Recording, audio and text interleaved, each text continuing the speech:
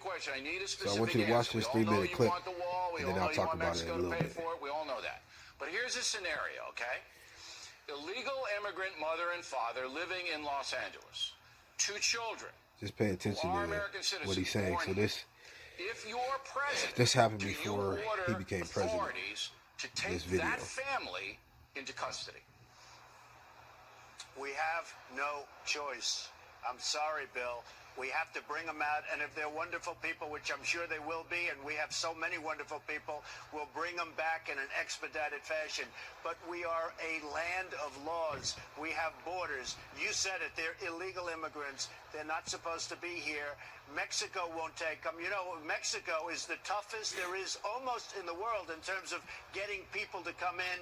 They can't come in. You can't become a citizen of Mexico. They laugh at us. They can't believe the stupidity of the United States. But we have no choice. And we'll bring them back if they've done a good job. We bring them back, Bill. Okay, if they've done a good job, we bring them back. I got the theory, all right?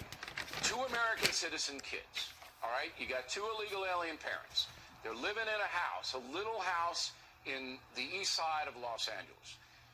All of a sudden, ICE agents show up, all right, knock on the door and say, you have to come with us, put them in a van, bring them to a detention center. You're willing to do that? Bill, I don't want to do it. I have a bigger heart than anybody running, but we have a country that's totally out of control. We have no laws anymore. We have no order. We don't even know how many people are in here illegally. We have to get a process started. Isn't there a better way than that kind of Jeb Bush, probably the one that's running closest to you in most of the polls, was on the southern border today and said this. Mr. Trump's plans are not grounded in conservative principles. The simple fact is that his proposal is unrealistic. It will cost hundreds of billions of dollars. It will violate people's civil liberties. It will create friction with our 3rd largest trading partner that's not necessary. And I think he's wrong about this.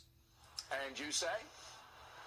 Well, he talks about civil liberties. We have illegal people that came in illegally. You tell me about civil liberties. We have to get them out. And some of these people are causing tremendous problems. All you have to do is look at the crime wave. Number one.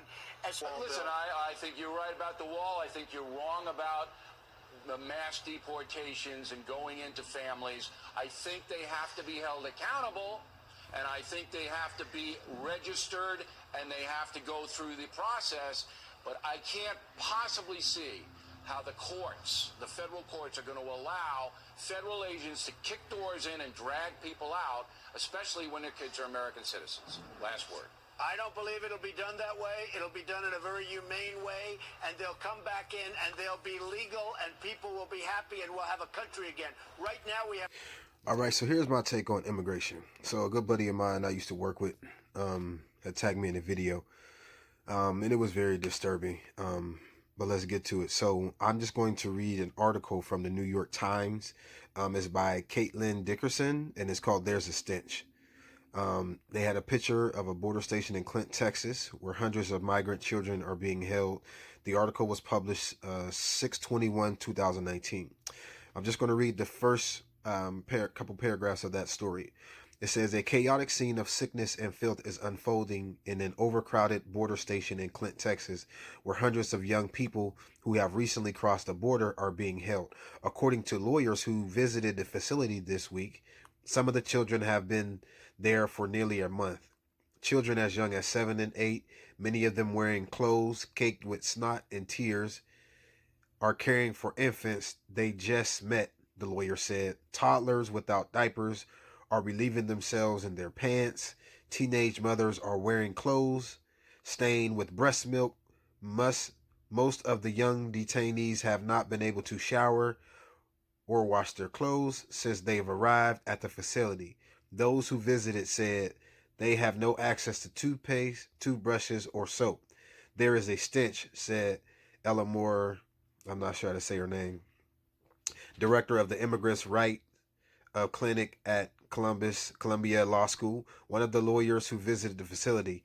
The overwhelming majority of the children have not bathed since they crossed the border. Now, the video that my friend tagged me in, who I used to work with, was talking how people were trying to bring the basic necessities to the facility, but they were being turned away. And so I took some other notes as well too in the article. 900 migrants held at the facility that was only supposed to hold about 125 people.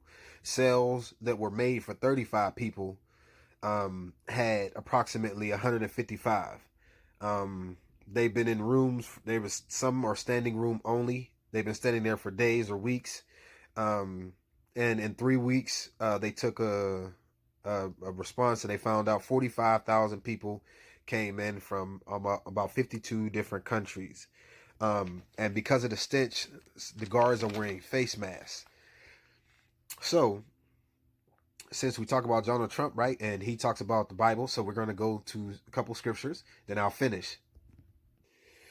Deuteronomy 10 and 19. So I'll read out the NLT version. So you too must show love to foreigners, for you yourselves were once foreigners in the land of Egypt. Verse 20. You must fear the Lord, your God, and worship him and cling to him. Your oaths must be in his name alone. So what is an oath? A solemn promise, often invoking a divine witness regarding one's future action or behavior. Remember what he said in the video earlier. Hebrews 13 and 2. Don't forget to show hospitality to strangers, for some have done this, have entertained angels without realizing it. Verse 3. Remember those in prison as if you were there yourself. Remember also being mistreated as if you felt their pain in your own bodies. Now, I was doing there are some jobs in America's that people just don't want. Like one of the videos was talking about a crab picker. If you go to Will Howe IV on YouTube, click on my playlist and go to immigration, you'll see the videos that I've got this from, so you can go and check it yourself.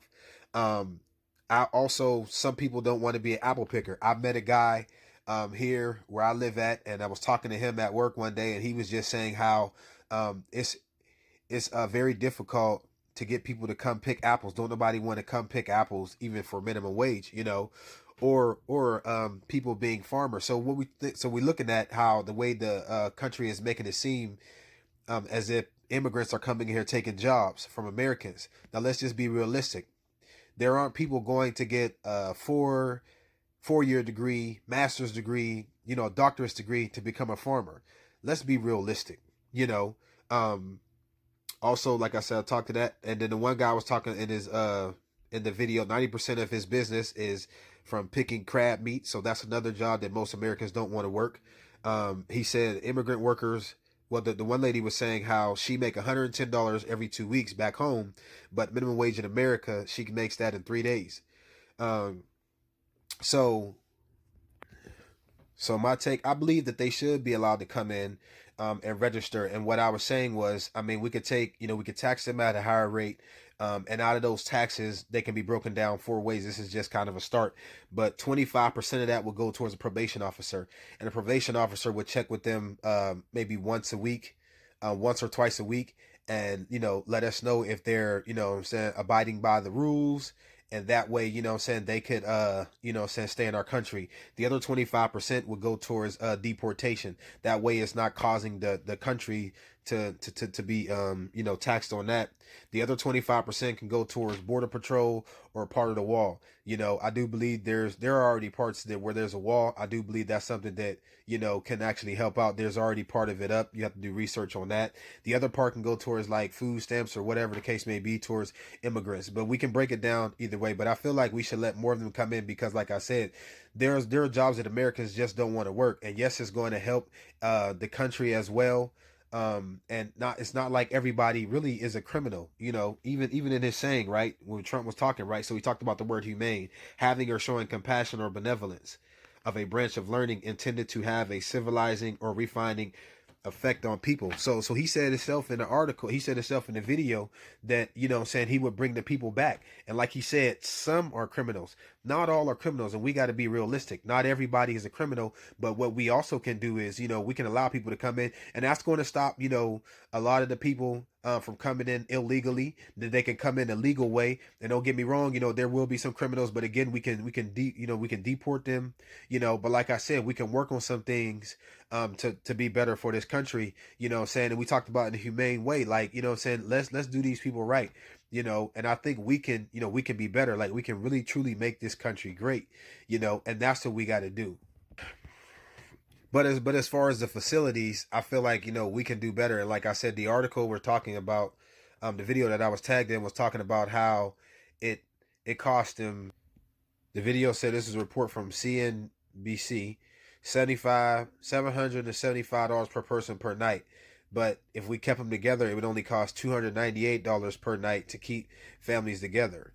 You know, I believe that there's a way that, you know, we can do it better.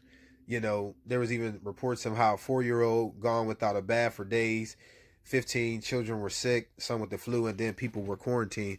I think we can do better as a country. Like I said, we can let them in the legal way, you know what I'm saying? And then we can do better as a society on making things better. That also will, you know, help with the unemployment as well too. And let's just be realistic. What I'm saying is, these immigrants can come in, and they can also go for jobs that Americans just don't want. Now, if you come in here and you go to college, then you can go apply for certain jobs. But like I said, you know, nobody is really going to go to college, get a degree, and go get, you know, and go be a farmer. So they can have certain jobs, and we can have it like that, and maybe they can move up later down the line or something like that. But I think there's ways that we can go about it, and they're not taking away American jobs.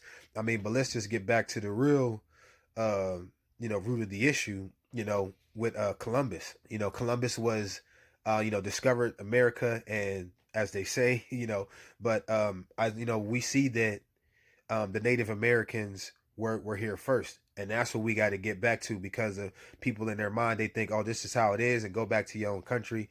You know, it was a Native American countries first. So, you know, we got to be realistic, even though people made a holiday. But, you know, like I said, I feel like that's what we can do, and we can have better immigration policy, and it can be done in a way, and have a conversation and be done where it can help this country, you know. And then we can find out why businesses are leaving America and going to other countries as well. So that's my take. Let me know what you think. As always, love y'all. God bless.